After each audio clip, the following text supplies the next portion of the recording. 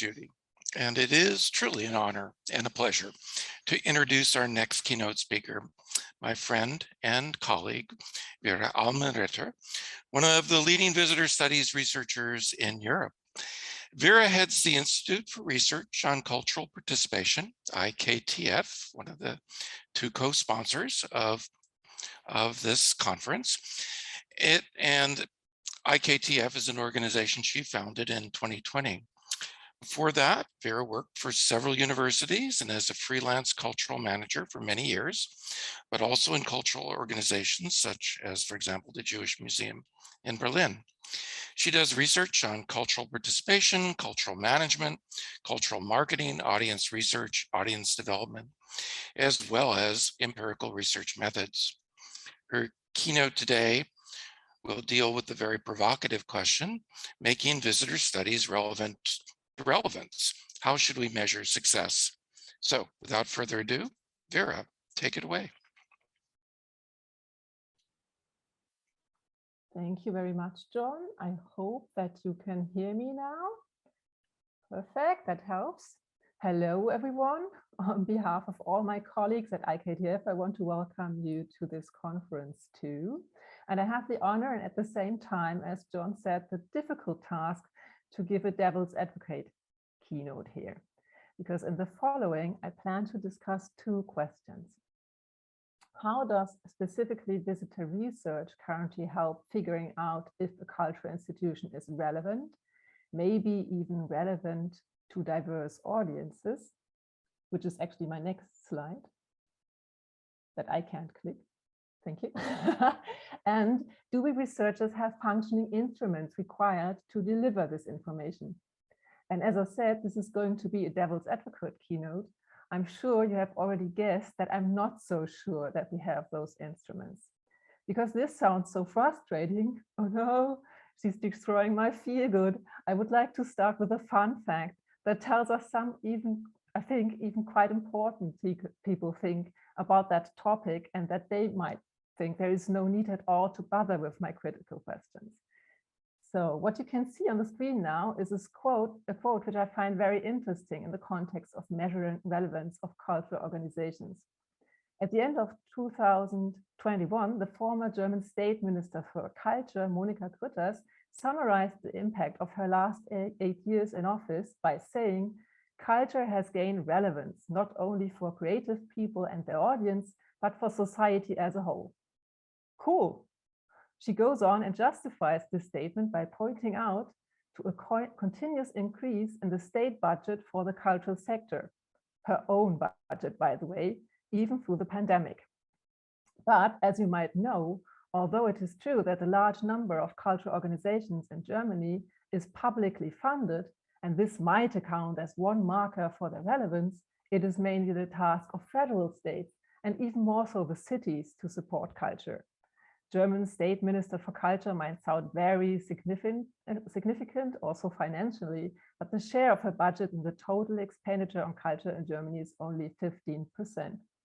On top of that, and most certainly also in a lot of other countries as well, there are strained public budgets secondary to COVID-19. So it's to be expected that public funding will decrease on all levels within the next years. But does that mean culture loses relevance? I would definitely say no. It's also to be expected that not all political forces find this decrease in funding regrettable. But is this those forces alone that define relevance? I would again definitely say no here. So if you look at a very short definition of relevance, it says the importance that someone attaches to something in a particular context. So I would like to take a quick closer look at the question who that someone might be. And maybe the state minister's statement helps here, because in more detail, she did at least include some important stakeholders of cultural organizations for whom they might or might not be relevant. Relevance for creative people, relevance for their audience, relevance for society as a whole. Quite a lot of potential someones, and also groups that are interrelated for sure, but what about them? How could we find out if they attach importance to the public funding of culture, or maybe even to cultural organizations? Well, if you ask me, I would say using the rise and fall of funding alone is definitely not a very good indicator for relevance. And perhaps our minister was not so much into audience research if she uses that criterion. And this is where we come in. The question arises, how can audience research help us understand if a cultural organization is relevant or not, and for whom of these audiences, or maybe even also others? Well, one could state that high quality audience research reflects what information is needed by those who commission it. Usually, audience research is commissioned and funded by decision makers, for example, within cultural organizations or policymakers. And what they believe is needed is strongly influenced by societal developments, political discourses, and sometimes even simple funding criteria. Of course, this all works only well if those who commission audience research know what audience research data exists or could be collected and how to use it for informed decisions. This is often not reality, but let's pretend for a moment that it is. What we as researchers need to answer is, if they asked us for data related for relevance, would we researchers have functioning instruments required to deliver it? Of course, it's also the case that what visitors get asked in audience research by us reflects those same societal developments, political discourses, funding criteria, and our own knowledge and position in society. Public funded institutions are supposed to strive for reaching society as a whole, at least in Germany because of the public funding, or repeating a phrase often used in recent years, to be relevant to a diverse audience. In Berlin, for example, the concrete political aim has been that cultural institutions should reflect the composition of society within their staff, program, and visitors. So how can we, as researchers, begin to try to find out if the organizations are relevant, maybe even for a diverse audience, specifically using audience research? I think, broadly speaking, we could approach this answer from 4 different starting points. As a start, before we do any research at all, you would probably check the number of your visitors. Hopefully quite easy. The assumption would be, you have a lot of them, good, you're relevant. But we all know that they are visits, not visitors. And we also know that this number doesn't say anything about who's actually there or not. You could look who's actually visiting cultural organizations with the assumption that social groups that you find within the visitors find the offer relevant. But can we rest assured that we have done our job now if we leave it here? I would say certainly not. Timo Meinhardt has already told us that public value or relevance includes different dimensions. He also said that public value is that much a society-related issue that answers between different social groups might not vary that much. Means only looking at the structure of visitors is not enough. We need to take a deeper look and try to find out, for example, if visiting the organization creates value on the individual basis. We could try to find these answers by focusing on motives and expectations of visitors and whether they are being fulfilled. We could also look on the impact of specific stimuli on the visitors to explore if there is an increase in their well-being. John Falk will tell us more about this idea tomorrow. As far as I know, instruments used in this context, consistent with what Timo said, they all say that these answers are situation related and belonging to a certain social group should not have a large impact on answers, if at all. We could also try to find out if the organization holds value for the local population.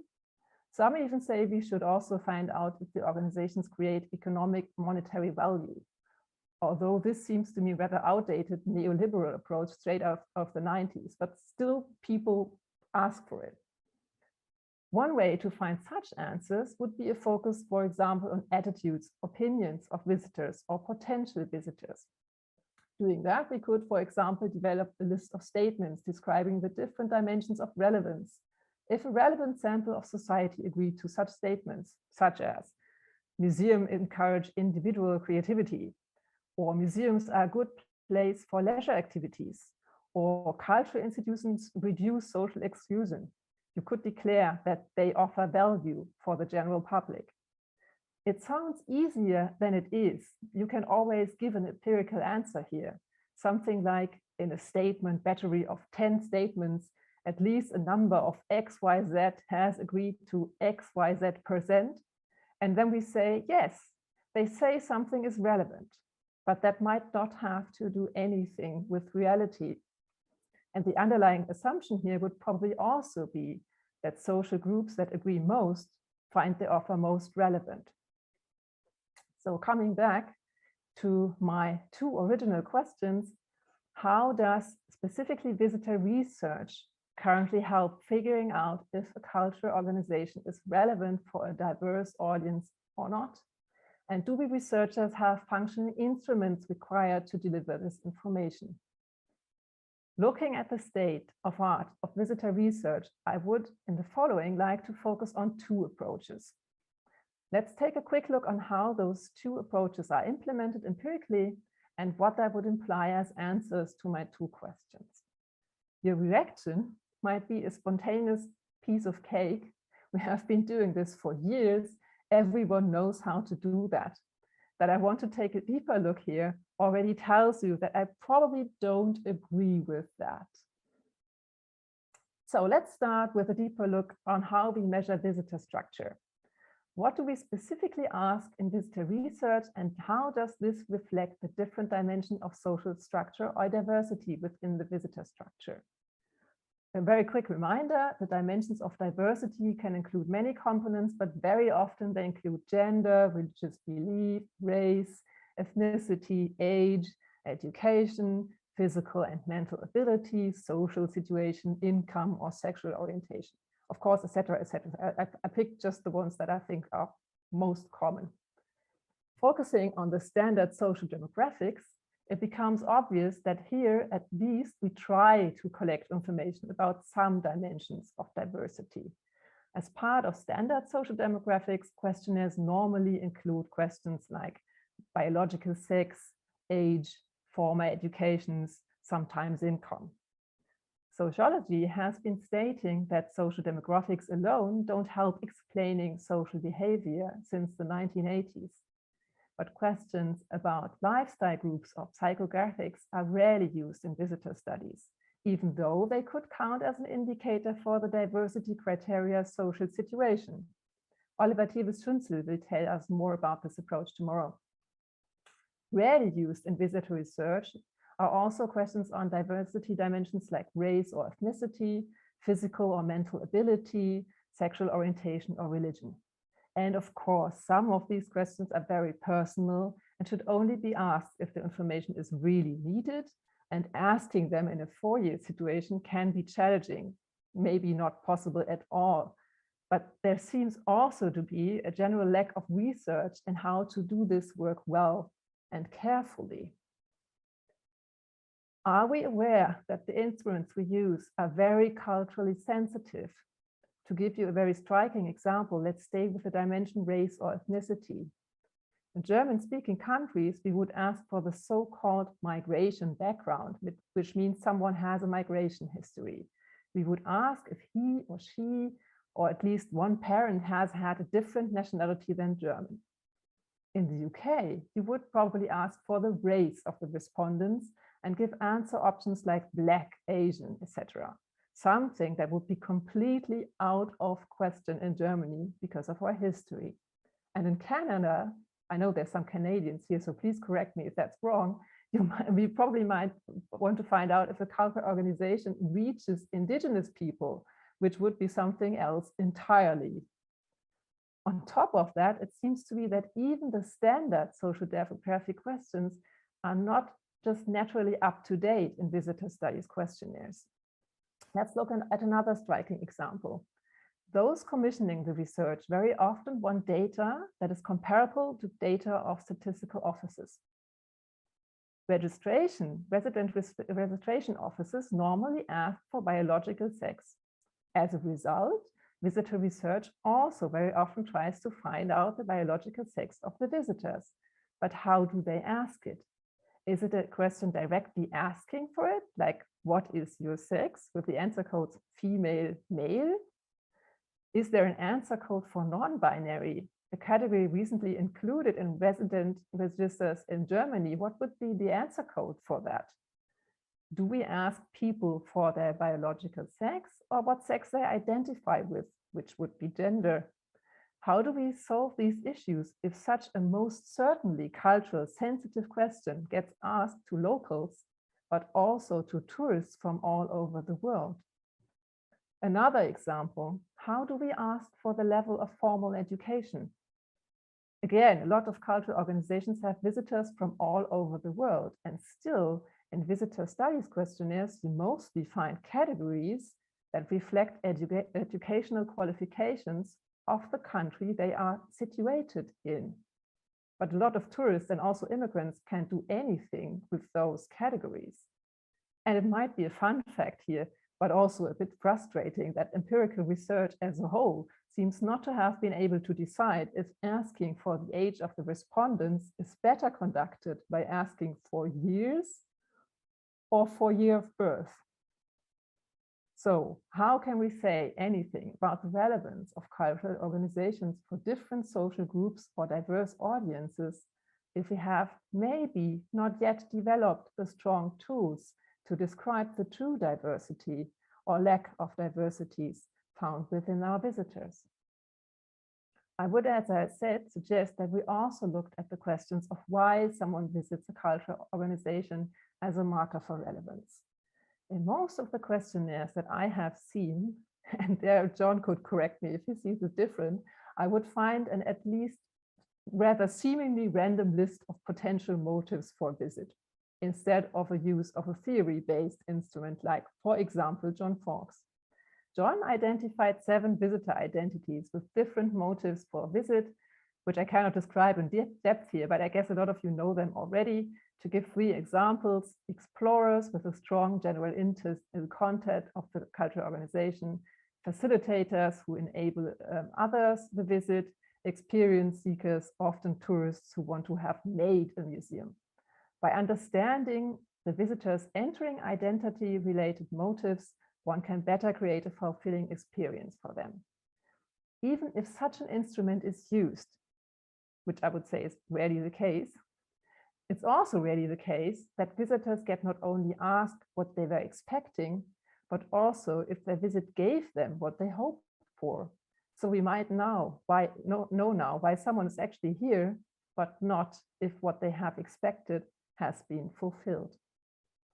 The result of such questions is not necessarily used to create different exhibits and programs. My guess would be that they are mostly used to create different visitor experiences around existing ones. This would be a completely different angle here, but we know from arts management research that there are further aspects that make cultural organizations and their offers relevant to different social groups on an individual level, as well as for society as a whole. I'm talking about things like, does what I see here have anything to do with my life? Do I find the quality of what I see, experience high? Do I find myself, my social group, reflected in the staff of the organization? Do I find myself, my social group, reflected in the program of the organization or artists? Do I see other people like me participating? And here I'm pretty sure that we would see differences in the answers of different social groups. And I'm also sure that discrimination and exclusion play a role here. Still, I've never nearly seen those aspects asked for in visitor research. So I dare to say some important aspects of relevance are missing in our questionnaires if we want to concentrate on diversity issues. As you will hear this afternoon, and I'm already very curious about that, at the Oakland Museum, they are studying if visitors to the museums both experience a sense of belonging and welcome, while also encountering opinions that are very different than their own. But even if we included some of the things I just mentioned in our questionnaire, I don't think they really measure the 4 relevance dimensions that Timo told us about sufficiently. I would love to take a deeper look at the instrument and these questions he uses to measure relevance within the general population and see if it could be asked to visitors of cultural organizations as well. Where do we go from here? Well, we all know it. In visitor studies, you can only find answers to questions that you ask. And how you ask them will also very much impact the results that you get. Plus, language and scientific categories have large impact here as well. If people feel they are not valued by visitor research, or worse, even feel discriminated by it, you certainly won't get any answers at all. Are we as researchers in the field of visitor studies currently diverse enough ourselves to measure relevance for different social groups? I'm not saying all this to bash visitor studies. I mean, I'm part of it, but rather as a means to reflect on how we are currently doing this work and why and how we could improve it. So my conclusion here would be, let's all start to work together on broadening and updating our approaches and our instruments. If we want to have any benchmarking at all here, we also need some standard instruments that we all use in the future. And maybe most importantly, let's all work on it together with the people from the groups we want to know more about. We would not only be measure how relevant cultural institutions are, but I think we would also make visitor studies more relevant. Thank you, Vera. Very timely and provocative, and it will be interesting to see if somebody's thesis comes out of this. Maybe you've just created a new thesis, but we'd like to open the floor for questions, for comments. Does anybody know anyone who's doing work in this area, kind of pushing this envelope? So please, if you go down to the bottom of the screen and click on reactions, you can raise your hand if you would like to ask a question of Vera, or you can put it in the chat, whatever works best for you.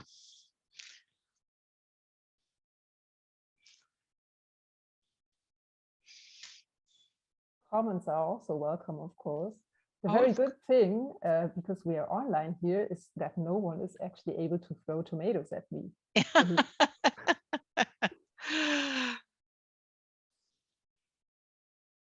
I can ask a question while people are, oh, good. Irene, please go ahead.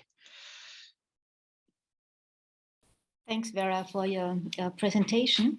Do you have a guess how the public value is being measured? So what Timo told us yesterday? No, honestly, I don't. I tried to look just to Google if I found any articles where he showed this instrument, and 2 options, maybe he doesn't, or I didn't find them, but I will most certainly ask him after the conference is over if he would share it, because I find it really, really interesting. My guess is from what he said that it's probably something like statement batteries here, but he actually didn't really answer it, I think. Or I didn't hear it. Because I know how you measure, and I understand all these things about diversity, and I understand that you can ask your audiences and you can ask non-audiences. So those are the things that I understand. But I think maybe this could be connected to the public value if we would know how we would measure this to how important cultural institutions are. I think it cannot go hand in hand with what Monika Grütter said, to say, okay, public budget is 1, 2, 3, or 10, then this is relevant. I mean, yes, but this cannot be the only thing. No, Absolutely. thank you. totally Norbert, agree. please. Can I quickly sorry. answer, Julie? I totally agree, Elena. I don't have those instruments at the moment as well. I would be really curious if we could use his instrument and maybe put also a smaller version in the questionnaires of visitor studies, or light version, kind of. I don't know. I guess it would also mean that the organizations who measure it, I mean, let's say they decide for themselves that they put the question in the questionnaire, that they have to be brave enough to use it and also talk about the results with their funders and not waiting for anyone else asking for them to measure it, because that's definitely, I comment it, more dangerous than being brave here. Mm-hmm. Mm-hmm. Thank you. And Norbert. Yes, I'd like to know whether there is a deeper definition for relevance. What does it mean exactly? Does it mean that something's got a meaning to a person, or what is it exactly? This is a very good question. And I can only say that for this keynote, of course, that was the first thing that I tried to Google. What would be a kind of general definition for relevance that we could use here? I mean, we need at least some definitions, otherwise we can't go on working. And honestly, the only that I found was the one that I read out in the beginning: the importance that someone attaches to something in a particular context. This is super broad, of course. It means that if we think of visitor studies, that someone has to define it. And we already discussed it yesterday, sorry, that it's probably the person commissioning the visitor research, and the definition could be different from organization to organization or from person to person who commissions it. It seems to be that there is no general answer what it is. And I would also say that it probably, if it's, as Timo said, a more societal issue, it probably changes over time as well. I mean, what is relevant, what we all here consider as relevant today, is probably not the same that people considered relevant even 5 years ago, before the pandemic. Yeah. Thank you. Kara, please.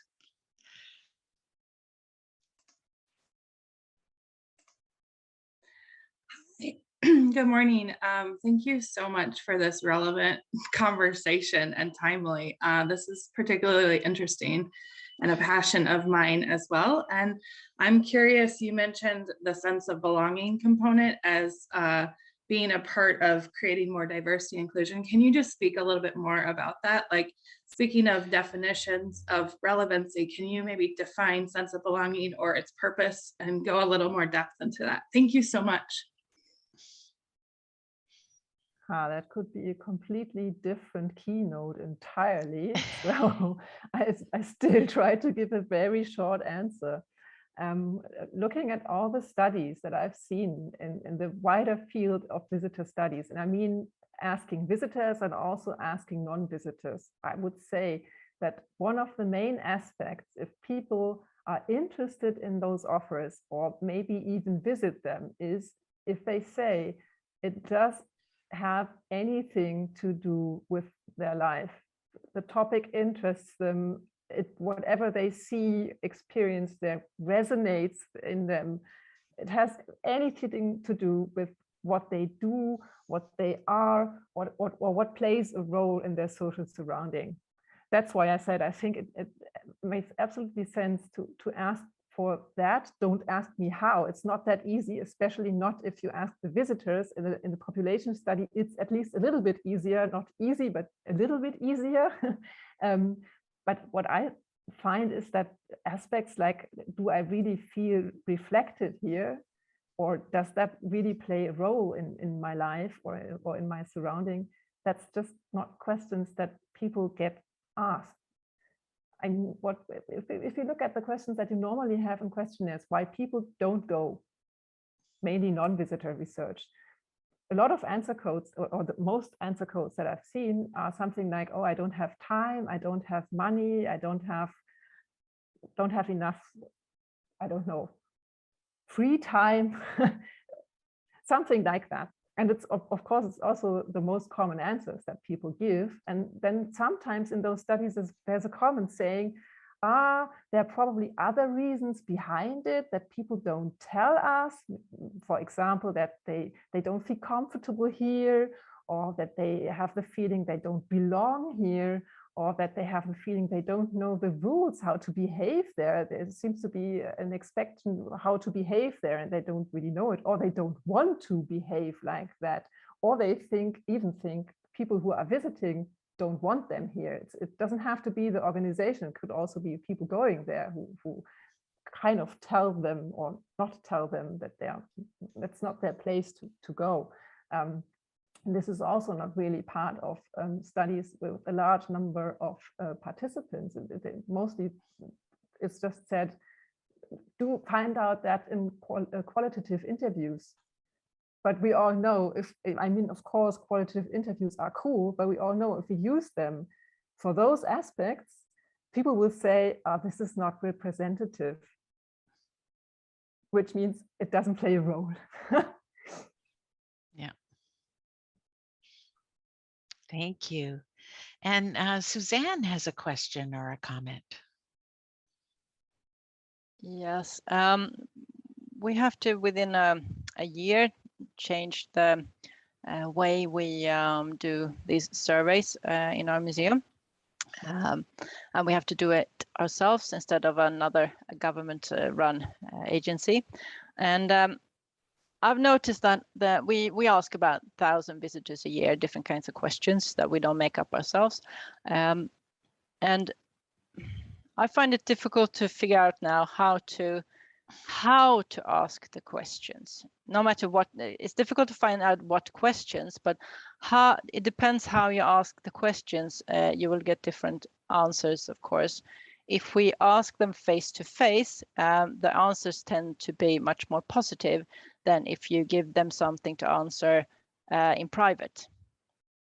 But face to face is much more expensive because you need staff to do that, and a questionnaire which you can answer by computer or your device or whatever, it's much more true, but they don't tend to answer if you send them a questionnaire.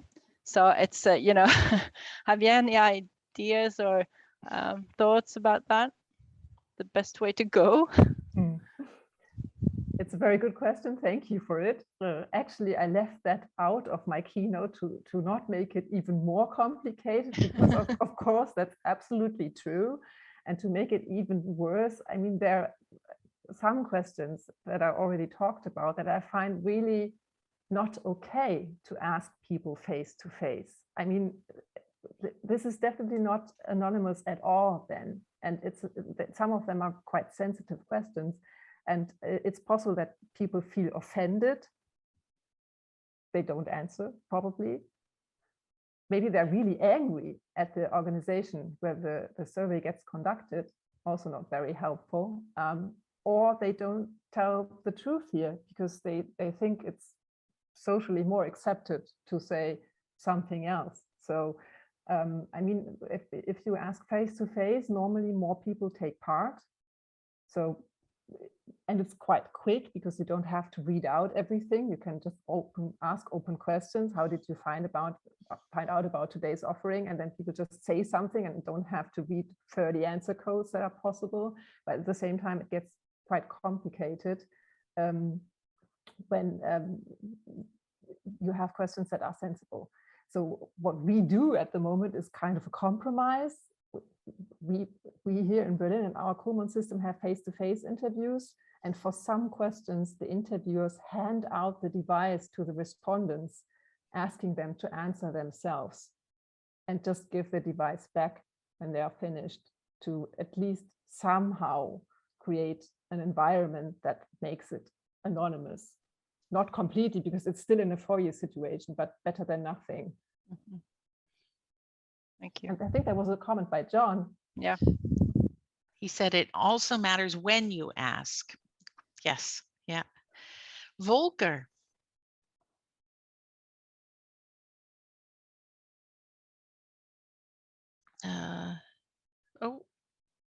then let's go to Martin first. And No, I'm here now. Okay. Excuse me.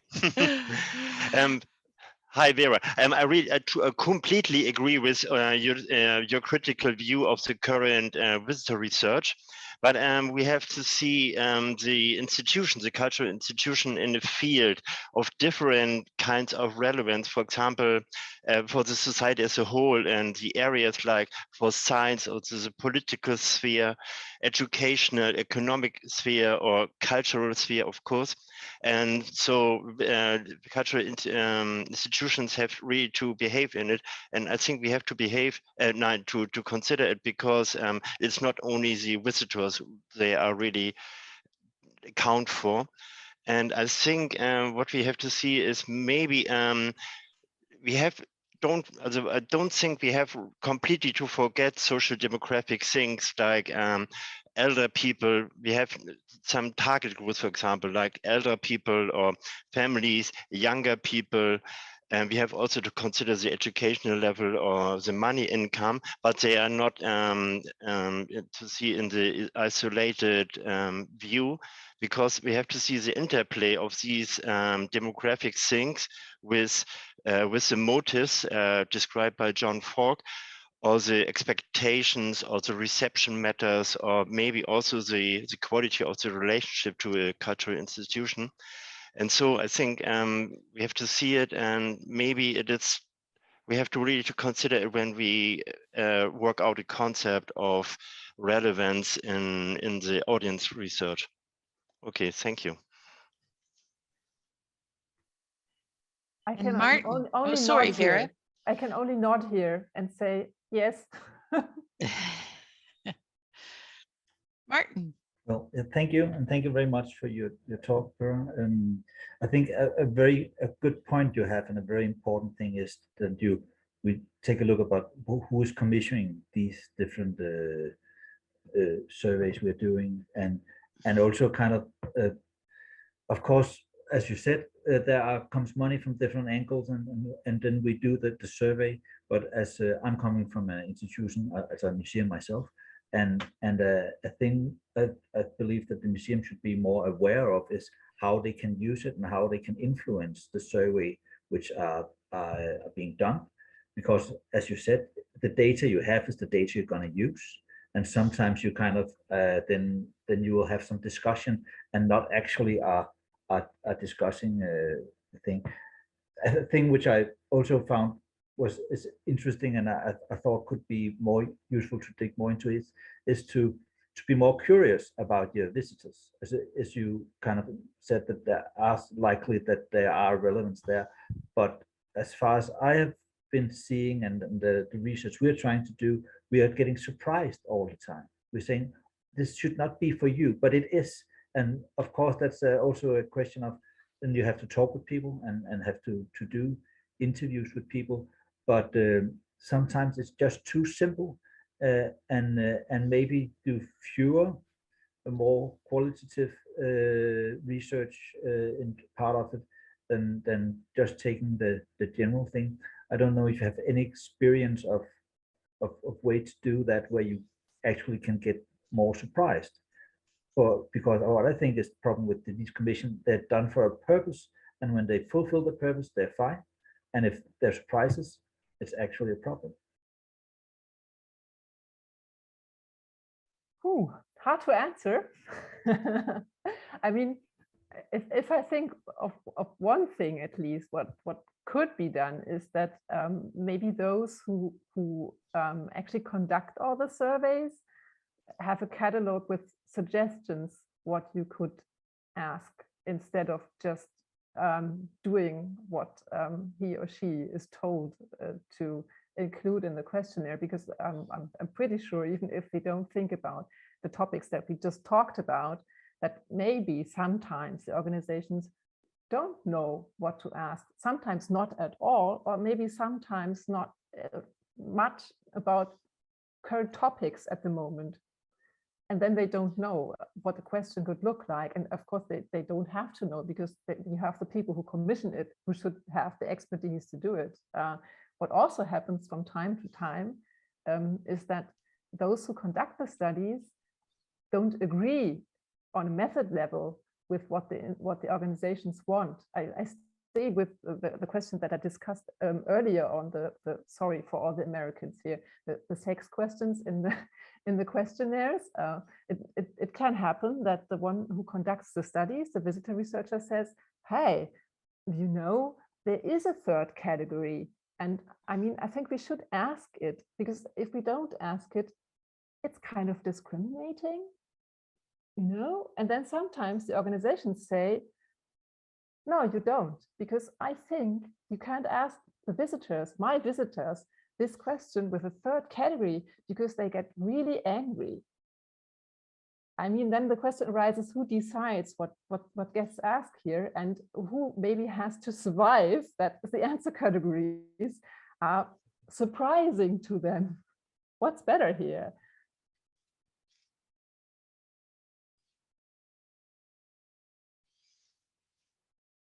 John.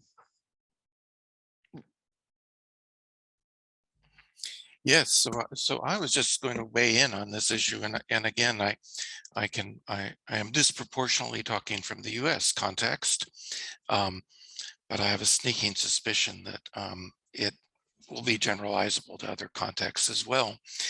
That absolutely, when researchers come in, the organizations are disproportionately seem to be driving what should and shouldn't be asked, and typically they are exceedingly naive. But the problem goes back even one step further, because more often than not, the organizations are asking those questions because their funders are demanding that they ask these questions. And the funders are even more naive and even more conservative. So it's often a government funder, and they're the ones, again, in the US context, who are demanding for these demographic categories, for example. You know, as a rule of thumb, I always like to believe, why would you ask a question if you're not going to use the information? And more often than not, they're not using the information except to satisfy these funders. So that then raises a power question, whether we, as the social science researchers, have the ability to move that landscape and move the dynamics to be more sensitive, as you rightfully point out, Vera. And I don't have a good answer to that one, but that's an observation. I don't really have an answer here too, John, because I guess it depends a little bit on which situation you are in personally. I mean, if you have to earn money conducting that research and you are not a publicly funded research institute, it's probably hard to push. You can suggest and push a little bit, but you always have the risk that you can't conduct it anymore. What I find maybe a bit ironical here is that you said that they only collected to satisfy the funders, because in my experience, in a lot of cases, the funders later on are not really even interested in the numbers, but only want to have the number of visitors, a number that doesn't have to do anything with those aspects at all. Or it's ticking off a box. Yeah. We want to be able to say that, you know, we spent our money well, so we did an evaluation, but you know, the information sits on a shelf, right? Exactly. As I said, no one here wants to bash anyone. In German, we would say we all sit in the same boat here. Yeah. It's more the question, how do we get out of the boat or push it in a different direction? I was really struck by your point, Vera, that it's not just which question, it's how to ask the question. What is the way to ask the question that you get reliable and valid results? And I know at the Art Gallery of Ontario, Carrie Ryan, who was the person in charge of visitor research there, spent a year testing different ways of asking the racial ethnic background question, to get the right way of asking it that wasn't offensive and that created the least number of refusals. And so it seems like maybe this is something a few organizations could come together to test the question, the how, and you know, to create across a group of organizations a test. I know John has suggested this in the past. What if this year we focus on this question and next year we focus on the next question, and over 5 years we have then developed some skill and some validity.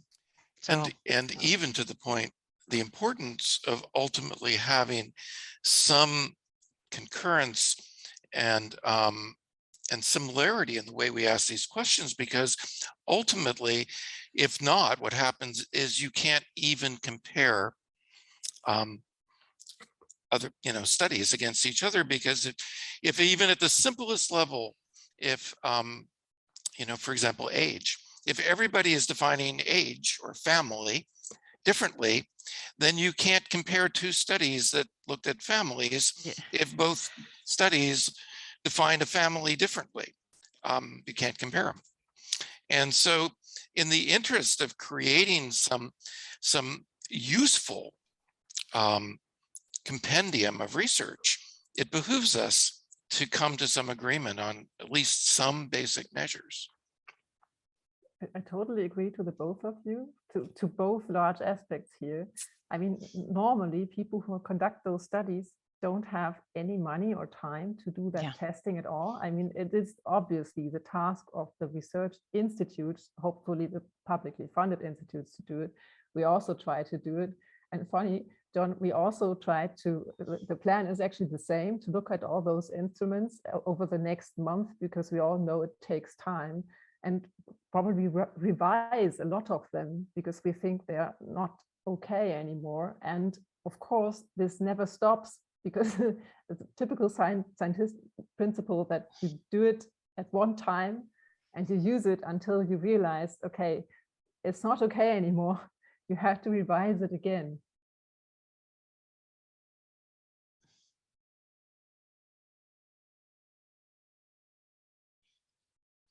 So, any other questions, comments? We've opened a big can of worms here. Yes, Norbert. That was the plan, wasn't it, Judy? It was absolutely the plan, Vera. Thank you. So, a couple of days before, I talked to a responsible person from a huge art museum in Germany. I asked her whether they are doing audience research or not, and she answered they don't do it any longer, because the answers are always the same, and they think that they can preview or foresee the results, so it's not any longer necessary. What would you answer them?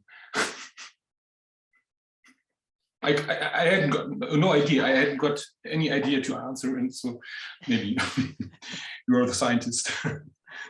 Yeah, I try to answer as a scientist, but of course I think that nearly everyone listening here can also give an answer to that. Maybe we have different ones. As a scientist, I would say, it might mean that you're not asking interesting questions here. Maybe you should think about changing your questionnaire if you always get the same answers, or they are not interesting at all. And I mean, of course, you can decide that you don't ask all the questions all the time, but maybe just some 1 year and then 2 years later, if you know that it's something that probably doesn't change that quickly. I would also say, maybe you don't invest that much in changing your visitors, because if you don't see any change in the numbers, and at the same time you have programs trying to reach new or other target groups, and you don't see any change in the numbers, it's probably not a very good sign. I don't know. I would always say it makes sense to do these studies continuously, because then you don't have any comparison over time if you don't. Not sure if that answers your question. I mean, everyone please add here. It looks like perhaps Martin has a thought. Yeah, I have a thought now, because maybe the thing is also that they don't going to use it, and I think that's in some way it's very relevant, because you should never do any kind of investigation if you don't want to use it, and probably it could be the reason they have thought it will just be too much problem of changing your audience or trying to do whatever. So for that, it's not a interesting issue. I would say, of course, when you are in a cultural institution, you should have a desire to do something more, or to, not necessarily that everybody should visit your place, but at least have some points of who's going to do that. But when you don't, I think in some ways it's legitimate to say, then I don't ask the question, then I don't go for them. And in some ways I understand it, and as an issue I also think which is problematic. I mainly know from practice in Denmark. Sometimes we do the same question, or different institutions do the same questions, and in some way it's silly. We got slightly different results, but we could use our effort more if we then could kind of say, now they are doing these questions, I'm not, so I could do something else. I think that's also a problematic part in the whole sector, that sometimes we're just doing the same instead of kind of trying to divide it. Not collaborating within the field. Yeah. Francesco, please. Yes, thank you. I have the impression that the problem with visitor studies, visitor research in the practical work in museums, from my point of view, but probably it's quite the same in other cultural institutions, is that the management is not really. It's not. There are just some examples of management staff really understanding what visitor research means. There are a lot of management professionals which are just aware it is important somehow, but they don't really get it, what this mean, and exactly the fact of using the research or to draw conclusions, to change work, to really change management of cultural institutions. My experience is that they really have no idea, or really a very vague idea. And just by the fact of having someone doing visitor research, for example, makes their conscience kind of be happy.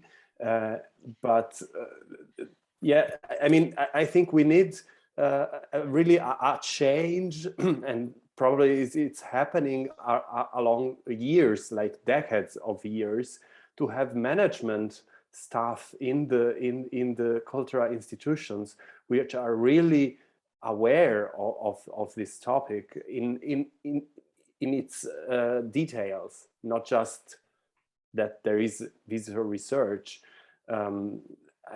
It's the same problem as director of museums often are art historian and not manager. You know, where is the expertise? Which expertise is needed for leadership in a cultural institution? And very often, or usually, it is a specific expertise, competence, which is not, I mean, the same thing as Volkswagen would be led by an engineer, which only knows about building cars, but not about MBA or economics. You know, that sometimes we have some kind of this kind of structures in the management of cultural institutions. Just the one sentence comment, Julie. you totally got me, Francesco, because you might remember that I said the research is normally commissioned by decision makers within the cultural organizations, and this is also very often not the case.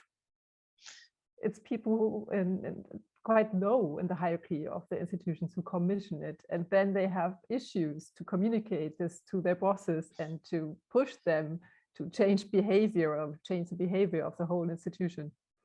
Absolutely. That's right. I think we're supposed to go to break now, but we have 2 more questions. And so if people want to slip away to refresh, get their lunch or refresh their coffee, you can do that. But Vera, if you're open, maybe we could have a few more questions, and we regroup in 15 minutes to have the next network session, and then another so half hour from now for the beginning of the concurrent session. So just to keep the thinking clear and the schedule clear. But let's take these 2 more comments that we have from John and from Dave, and then but if you slip away, we won't be offended because this is the scheduled break. So, John. So I will just be very brief and just say, first of all, Francesco, you're absolutely right. And Vera, you were absolutely right. But in the spirit of Vera's talk, being provocative, I would also say that the people on our side, the visitor studies people, are equally at fault because we are not sufficiently sensitive of the priorities and needs of leadership. And we are not asking questions in our visitor studies that are relevant to someone who's managing an organization.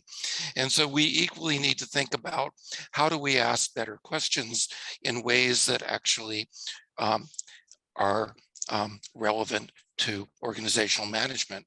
And if we ask those questions, then maybe those managers will pay more attention. Thank you. And Dave? Well, one aspect that hasn't been brought up is that I think sometimes management is afraid of getting results from the evaluation studies, and they don't want to hear a criticism because it means everything isn't going perfectly, and that they view that as negative, and rather than something for improvement, they don't want to hear it. Yes, the fear of the results. Yes. Yes. Vera, did you want to respond to that? I was just thinking that maybe we all need some chocolate now. Okay. All right. We'll move to a break, and we will see you for the next networking session very shortly. Thank you. Thank you, Vera. Thank you.